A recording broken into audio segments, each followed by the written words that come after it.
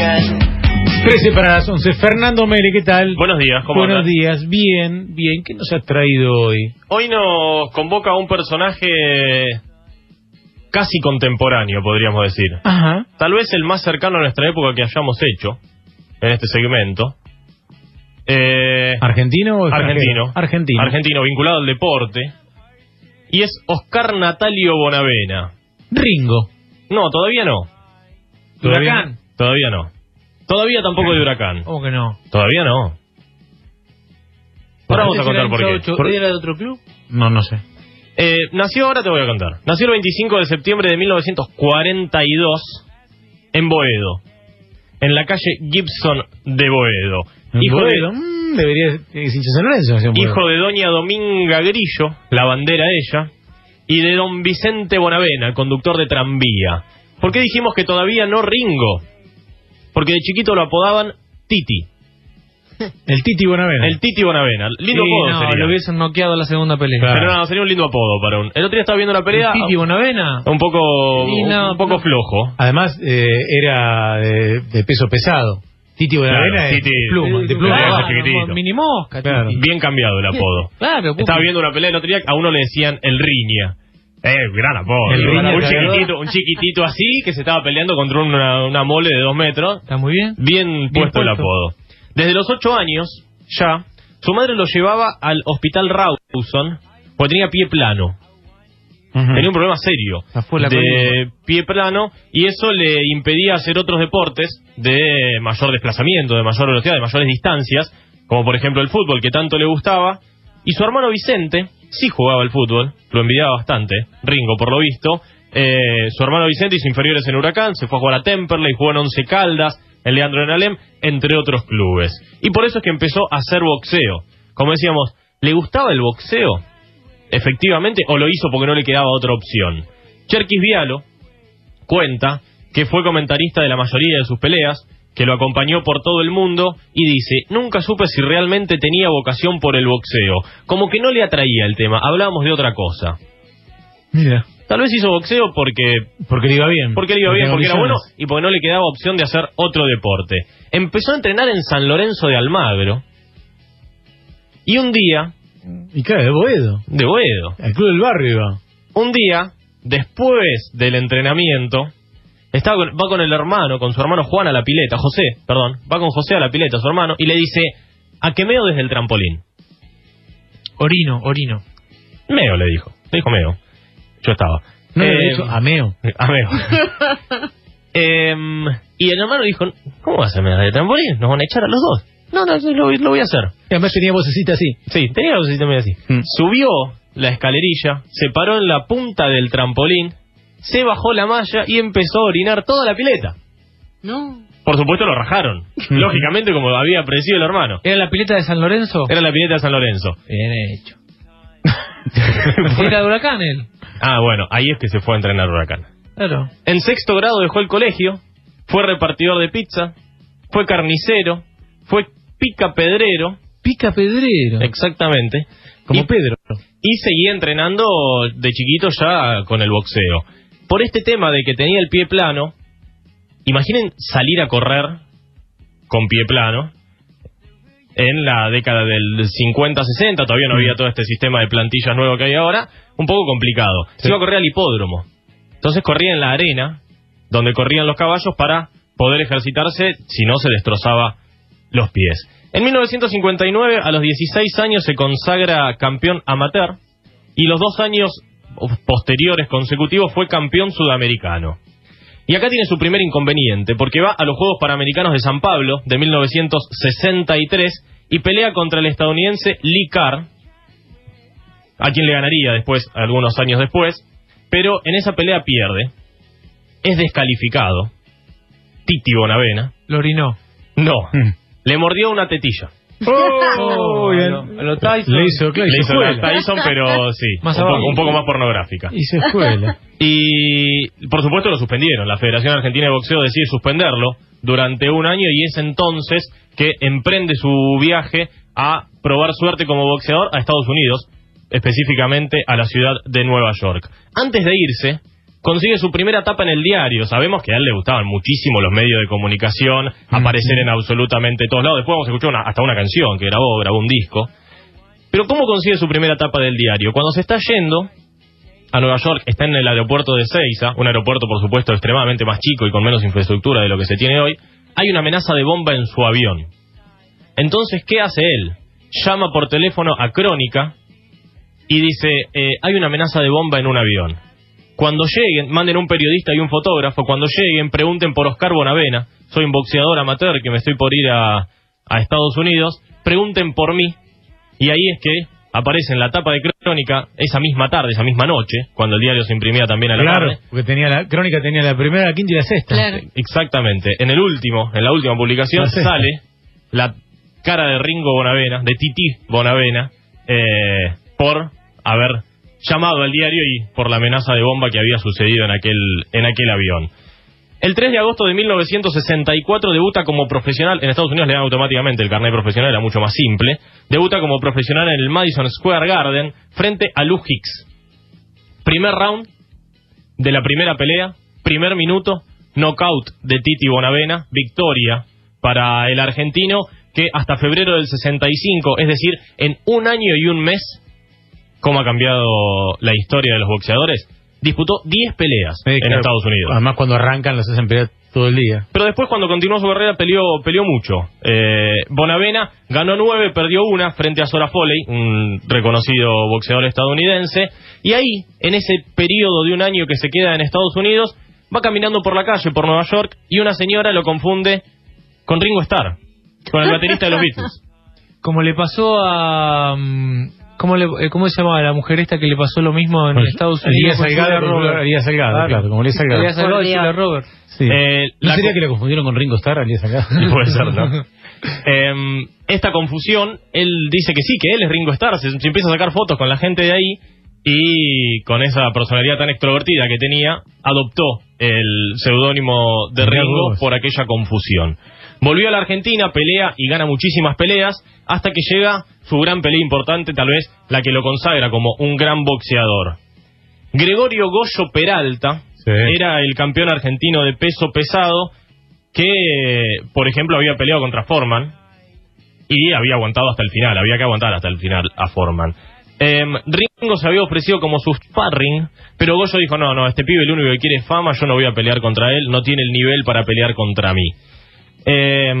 Ringo dice, voy a pelear contra Peralta, lo persigue, era muy insistente para pelear, después veremos que lo hará contra el más grande de toda la historia del boxeo. Lo persigue, hasta que acepta Goyo pelear contra él. La pelea será el 4 de septiembre de 1965. Ringo se sube al ring del Luna Park ante 25.600 personas, récord de asistencia en el Luna Park, y se sube absolutamente abucheado. ¿Por qué fue tanta gente y por qué lo abuchearon? Porque había dicho unos días antes, Peralta no puede conmigo, lo voy a matar. Aquí comienza un poco con Ringo y con algunos otros boxeadores, la historia de las previas en las peleas de boxeo. La previa de chicanear, la previa de picantear al otro, la previa de decir, lo voy a matar, lo voy a bajar en el cuarto round, en el quinto. Sí, claro, como había hecho Ali con Liston, con Sonny Liston. Goyo exacto. Con pantalón blanco, Ringo pantalón negro, quinto asalto. Los noticieros de la época que no captaron... Goyo ovacionado. Ídolo total. Y en el quinto round, Ringo gana la pelea por nocaut, como decía en el audio, y se consagra campeón argentino de peso pesado. Y, como había subido abucheado, baja del ring absolutamente ovacionado. Cuando van a las duchas, con Goyo Peralta le dice, che, lo que dije era una joda, era para vender entradas. Vos entendiste cómo es el juego este. Y Peralta le dice, no, yo no acepto tus disculpas. No entendí ni quiero entender. No entendí ni quiero entender. Pero, insistiendo, Ringo le dice, venite mañana a comer los ravioles de Doña Dominga, que sería después llevado a la televisión, pero tampoco aceptó. A Goyo no le gustó absolutamente nada. Se lo tomó en serio. Se lo tomó en serio. Sin embargo, 4 años después, en agosto del 69, el manager de Peralta lo va a buscar a Ringo para que pelee contra Goyo, porque Goyo estaba, y valga la analogía con el boxeo, absolutamente en la lona. Como condición, le dice, está bien, yo acepto pelear contra él, a mí no me cuesta nada, él necesita la pelea para ganarse unos mangos, pero el manager dice, está bien, pero no le ganes, no lo noquees, lleguen hasta el final de la pelea. Termina en empate la pelea, una pelea que fue aburridísima, que se peleó en Montevideo, y fue el único empate que tuvo Ringo Bonavena. Con el estilo que él tenía, por supuesto, era difícil empatar. Al día siguiente de ser campeón argentino de peso pesado, se puso un traje, una corbata, se calzó el cinturón, no el cinturón de cuero, sino el cinturón de campeón, y se fue a caminar por su barrio, intentando demostrar que era un tipo común y que era absolutamente permeable a quien se le acercara. Peleó contra Joe Frazier, uno de los también más grandes de todos, en 1966, perdió, volvió a perder en el 68 por el título del mundo, y también peleó contra algunos de los más grandes peleadores de la historia, peleó como con Floyd Patterson, con Jimmy Ellis, claro. Peleó contra los más grandes, perdió. Claro. Tal vez algunos dicen que peleó apresurado contra los más grandes, que tendría que haber esperado un poco más, pero no podría esperar mucho más por la historia que ya contaremos, es conocida. Muy extrovertido, le gustaban mucho los medios de comunicación, le gustaban mucho las cámaras, participó en teatro de revistas, dicen que en una fiesta donde había mucha gente famosa y muchos fotógrafos, empezó a tirar a todos a la pileta. ¿Quién se le podría resistir, además, a un tipo tan corpulento y con tanta fuerza? Y además se le ocurrió grabar una canción con los Shakers, con los uruguayos, y una canción que perduraría y que el día de hoy, cada 21 de septiembre, se sigue escuchando. A ver. Es él, ¿eh? Es Ringo Bonavena. Es Ringo Bonavena. Todavía no. Ahora lo van a escuchar. Y lo mal que cantaba. Sí. Cara dura. Veo en los parques Este es Bonavena. Por Dios. es la primavera que trae nueva. Este es Bonavena. Que hace que la Quedó en la historia esta canción. No sabía que Pío Pío Paga cantaba Bonavena. Con los Shakers, con la banda uruguaya, en el 67 Qué grabaron necesidad de los Shakers, ¿no? De unirse de esa manera. ¿para qué? Grabaron un sencillo de 4 canciones. Ese año, en el 67, en Frankfurt, en Alemania, estaba a punto de combatir en una pelea. Le dice a su mujer, Adora Rafa, ¿a qué meto el auto en el supermercado? Estaban en el estacionamiento. Sí, quiero meter el auto. No, pero ¿cómo vas a meter el auto? Estás loco, ¿no? Van a llevar ¿Romper preso. la pared? No, por la puerta. Por la puerta del supermercado, puertas amplias, Sí. pasa un auto. Y se metió con el auto en el supermercado. Esto es una historia verídica. Cuando llegó la policía le dijo, disculpe, yo vi que decía entrada y entré. Un tipo fantástico, absolutamente divertido, amado y odiado por igual, por este tipo de cuestiones. Generalmente estas personalidades tan extrovertidas generan amor y odio en partes iguales. Empezó a buscar en Nueva York por todos lados a Muhammad Ali. Paseó con un toro por las calles por la Quinta Avenida de Nueva York para provocar. Ali lo iba a ver a las peleas y le decía, yo te voy a matar, qué sé yo. Y en un momento Ali pregunta, ¿quién es ese blanquito italiano que dice que me va a matar? Era Ringo Bonavena, era quien había cantado esta canción desastrosa, y se enfrentan el 7 de diciembre de 1970 en el Madison Square Garden de los Estados Unidos. Hay felicidad, pío, pío, pío, pío, pío, paz. Siempre en primavera hay felicidad. Veo en los parques muchachas. Segundo round. Muhammad Ali había aceptado, Cassius Marcellus Clay, había aceptado pelear contra ese blanquito de apellido italiano que lo perseguía por todos lados, que era Oscar Natalio Ringo Bonavena. Y, como decíamos, pelearon el 7 de diciembre de 1970 en el Madison Square Garden. El 7 de diciembre del 70. El 7 de diciembre del 70. Para que tengamos una dimensión de la popularidad del boxeo en la Argentina en ese momento, el 7 de noviembre del 70, es exactamente un mes antes, Carlos Monzón le ganó a Benvenuti. Exacto, Monzón en Roma sale claro, esa es su campeón del consagración. mundo. Exactamente. Para que te des una idea de eso mismo, de la popularidad que tenía el boxeo en ese momento, es el récord histórico de rating en la República Argentina, con 90 puntos de rating. Picos de 90 puntos de rating con una media de 80. Impresionante, entre 80 y 85 puntos de rating. El mundo frente a la tele. 83 y pico de media es lo que se midió en aquel entonces. En la previa, como decíamos, es imperdible. Aquellos que tengan YouTube o lo puedan hacer hoy a la tarde, busquen la previa de la pelea entre Ali y Ringo Bonavena, porque es difícil de entender, tienen que escucharlo muy atentamente, por eso no lo traje. Le dice Chicken, le dice Clay, todo el tiempo lo provoca constantemente. Ahí está. Un inglés horrible. Se entiende muy poco, es muy difícil. Chicken. Gallina. Sabemos cuánto le molestaba a Ali que le digan Clay. Claro, un hombre pre-musulmán, digamos. Sí. No había ido a Vietnam, por eso se había convertido al Islam. Esa había sido su excusa, como decíamos. Esta pelea no fue por el título del mundo, que es lo que la gente cree. Fue por el título de los Estados Unidos. Exacto, por el título estadounidense. No fue pelea por el... No peleó por el título del mundo nunca, Bonavena. Sí, una vez me parece. Una o dos veces, sí.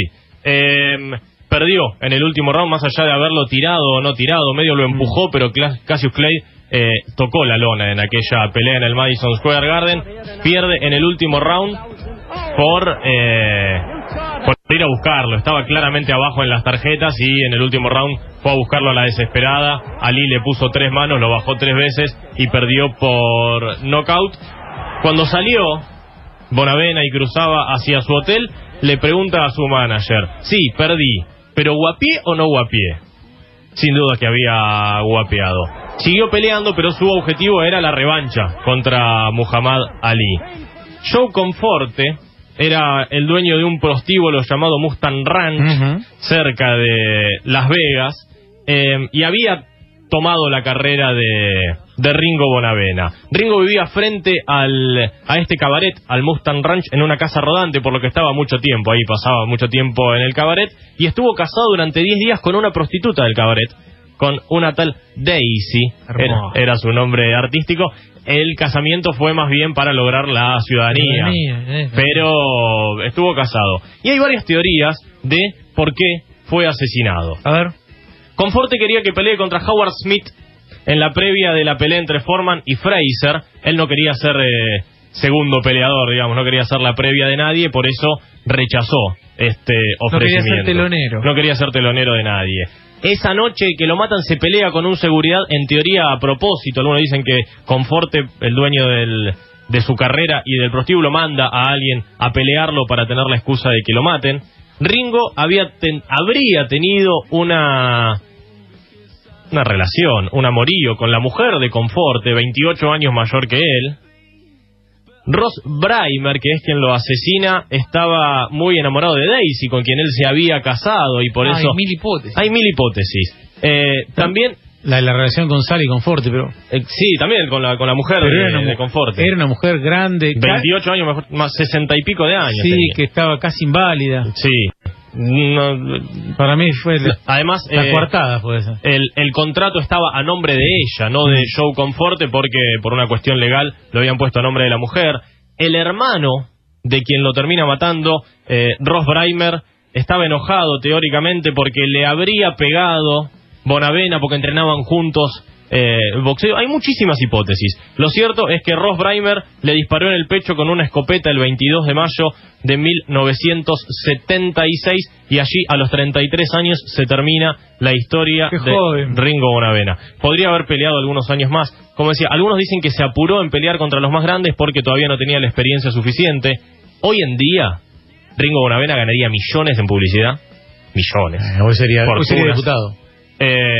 Tal vez campeón del mundo sería, sí. O intendente en algún lugar, sí. Si ya estuviese jubilado, sí, pero en cuanto al boxeo, podría haber tenía nivel de campeón del mundo. El tema es que tenía a unos monstruos adelante. Lo velaron en Luna Park el 30 de mayo del 76, donde unas 150.000 personas desfilaron para ir a despedir sus restos. Dos cositas para el final. Gracias al oyente del 6462, nos manda un recorte de una foto de Bonavena con una remera hecha por él, bien caserita, que dice de Malvinas Argentinas. Creo que esto tiene mucho valor porque es mucho antes de la guerra Malvinas. La foto del 74, 8 años antes de la guerra. Y dice que la paseó por varios países. Es decir, cuando Malvinas era una causa, la verdad se ocupaba bastante menos gente. Y por otro lado, el día que lo mataron a Bonavena fue el día de una de las peleas más importantes de la historia del boxeo argentino, que es la de Víctor Galíndez con Richie Cates en Johannesburgo. Bonavena era el ídolo de Galíndez y no le dijeron a Galíndez que había muerto Bonavena hasta después de la pelea. Lectura le ocultó la noticia para que pudiera salir a pelear más tranquilo. Una pelea tremenda, la más importante de la carrera de Galíndez, y entre las 10 más importantes de la historia del boxeo argentino, sin dudas.